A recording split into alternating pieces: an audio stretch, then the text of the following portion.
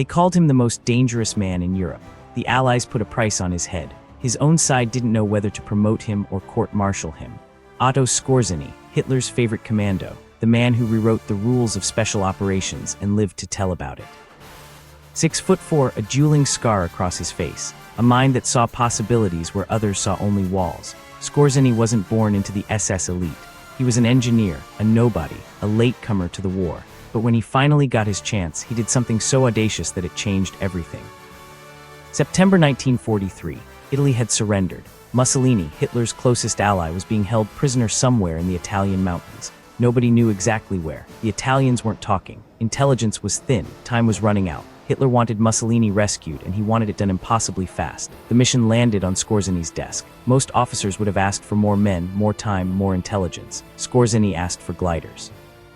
They found Mussolini at Gran Sasso, a ski resort on top of a mountain, surrounded by cliffs, accessible only by cable car. The Italians thought it was impregnable. They were wrong. Skorzeny loaded his men into gliders, flew straight up the mountain, and crash-landed right next to the hotel. The Italian guards barely had time to raise their weapons. No shots were fired. Mussolini was in a Stork aircraft heading back to Germany within 15 minutes. The world was stunned.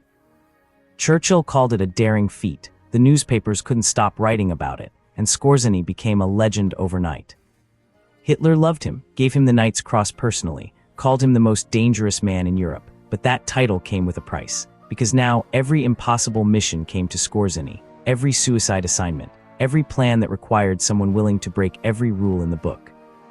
December 1944, the Battle of the Bulge, Hitler's last desperate gamble to turn the war around. Skorzeny was given a new assignment, Operation Grafe. The plan was insane. Dress German soldiers in American uniforms, teach them to speak English, send them behind enemy lines to create chaos, cut communication lines, misdirect traffic, spread confusion.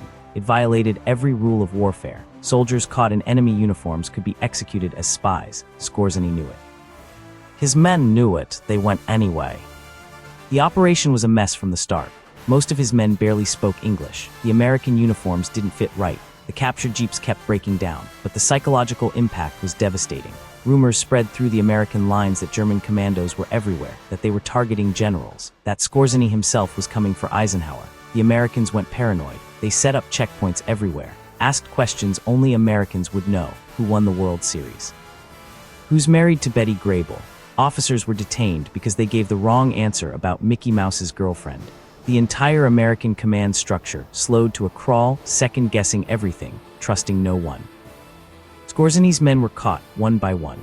18 of them were executed by firing squad.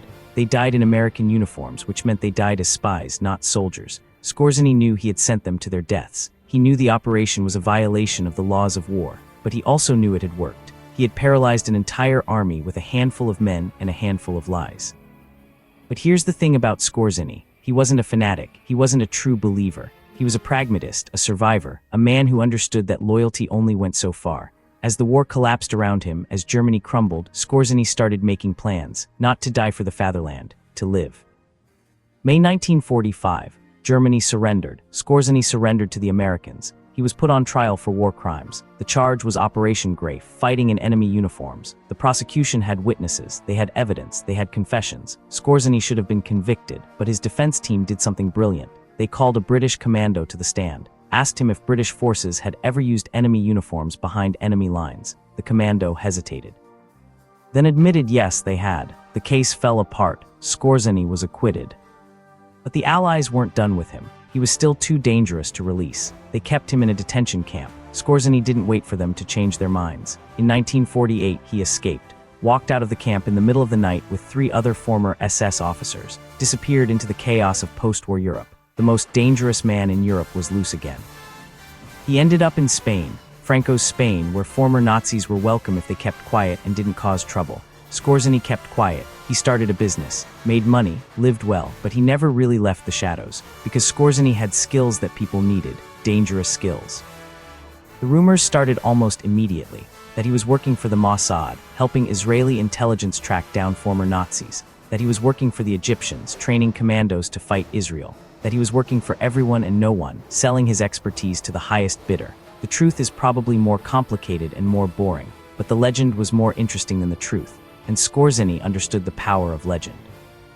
He wrote a book, gave interviews, told stories about the war, about the missions, about the men he had led and the men he had fought. He never apologized, never expressed regret, never said the war was wrong or that he had been on the wrong side. He simply said he had been a soldier, following orders, doing his job. Some people believed him. Some people hated him for it. Skorzeny didn't seem to care either way. But here's what's interesting about Skorzeny. He wasn't like Rommel. Rommel was honorable, conflicted, ultimately destroyed by his own conscience. Skorzeny had no such conflicts. He saw the war as a job, special operations as a craft, and survival as the only victory that mattered. He didn't join any plots against Hitler, didn't sabotage any missions, didn't have a moral awakening. He just fought, survived, and moved on. And yet the Allies respected him. Military historians studied his operations. Special forces around the world learned from his tactics. The Grand Sasse raid became a textbook example of airborne assault. Operation Grafe became a case study in psychological warfare. Skorzeny, the Nazi commando, became required reading at Western military academies, not because he was right, but because he was effective. He lived in Spain for decades, watched the world change, watched Germany rebuild, watched the Nazis fade from living memory into history. He never went back to Germany, never faced another trial, never paid for the men who died in American uniforms or the chaos he had created. He just lived, quietly, comfortably, successfully. In 1975, Otto Skorzeny died of cancer in Madrid. He was 67 years old. No war crimes tribunal, no dramatic last stand, no poison pill like Rommel, just cancer and old age and a quiet death in a comfortable bed.